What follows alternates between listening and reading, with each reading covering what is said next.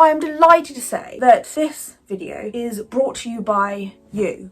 I mean, of course, I've taken the creative reign, so if there are awards handed out, titles being given, I will graciously receive. I am so incredibly lucky to have such a wonderful group of people who watch these videos. Creative, intelligent, utterly fantastic. With that being said, we are hoping to reach 1 million followers by Christmas, so, you know, do your stuff. Do your thing. Oh. Ah. That's it, I'm not going.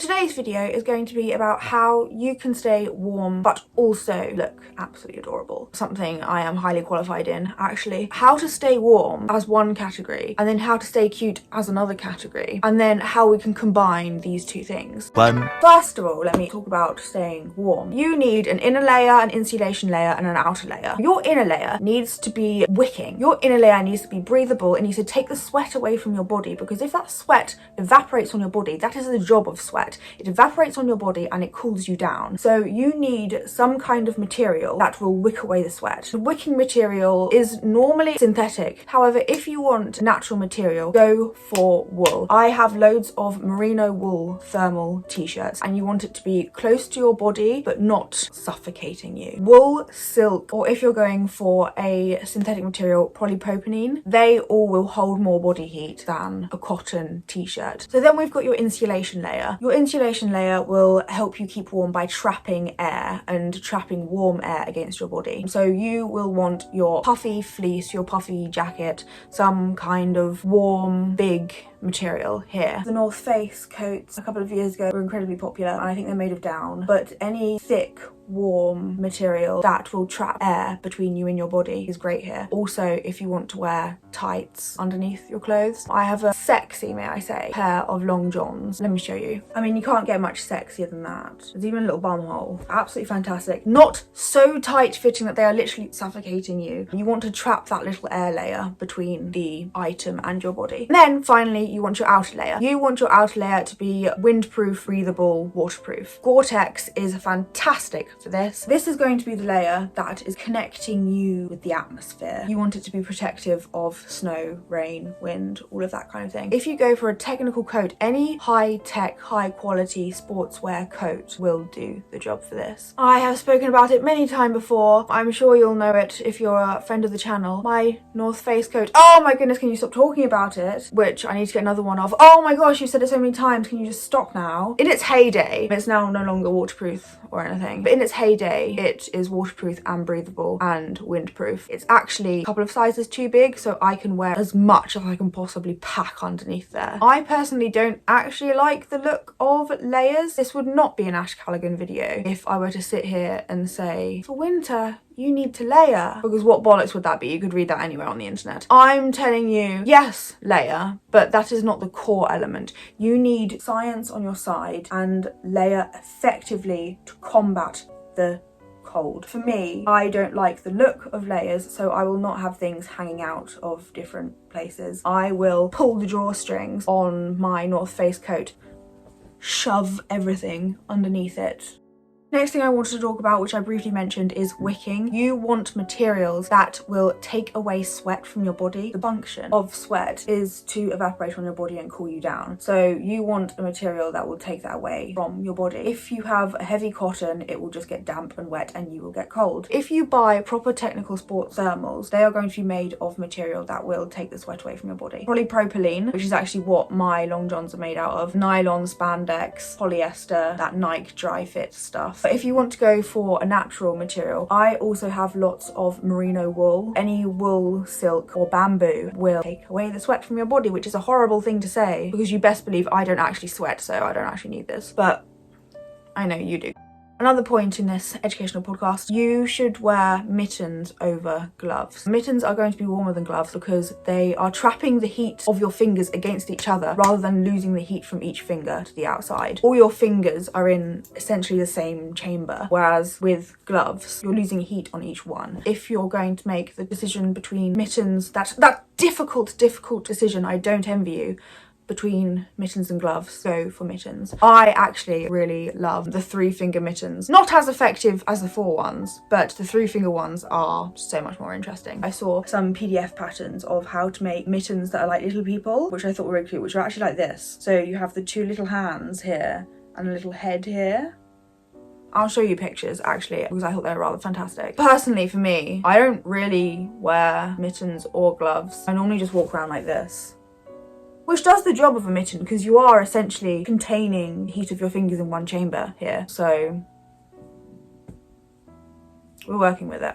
It is a myth that you lose most heat from your head. The reason you think you lose most heat from your head is because it is most often the place not covered. You often wear a coat before you wear a hat. It's not like your head is made of special material that loses heat. However, if you cover it, i.e. wearing balaclava, headscarf, scarf, bandana,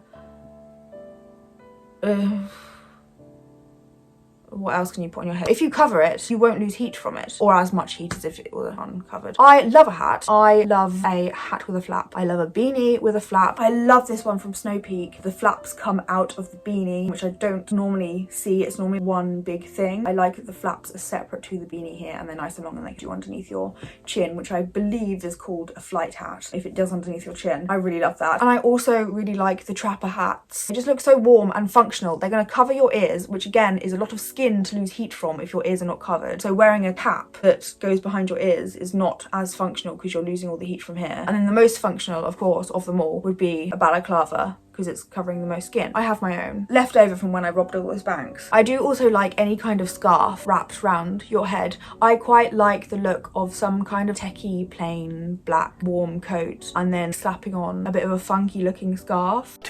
So now I wanted to go on to telling you how to specifically look cute. These are my little tiny tips on how to maintain personality whilst also maintaining heat. First thing, don't let the bottom of your jeans get wet. Don't wear horrifically baggy draping along the floor jeans when it's wet, because they will soak up all the water and 10 times heavier, and you'll just be flapping around with wet, horrible soaking jeans. And you don't need to be horrifically autistic to find that very overwhelming in the sensory department. My favourite way of combating this at the moment is tucking your trousers into boots. I love this look at the moment, currently one of my favourites. We're so used to seeing mini Uggs being the boot of the season, where you just put your trousers over the top of them, and also cowboy boots where you just have like sort of like a pointy heeled thing underneath. New and exciting to have your trousers tucked into a boot, in my opinion. Any kind of boot that goes for, including an Ugg. I love Uggs, it's Ugg season. My favourite, I have said it for years and years, since the dawn of this channel, I like the long Uggs. And I believe the long Uggs are coming back into style this year, and I'm very excited for long Uggs in general. I actually saw Isabel Verana wear the long Uggs folded down, which I thought was quite cute.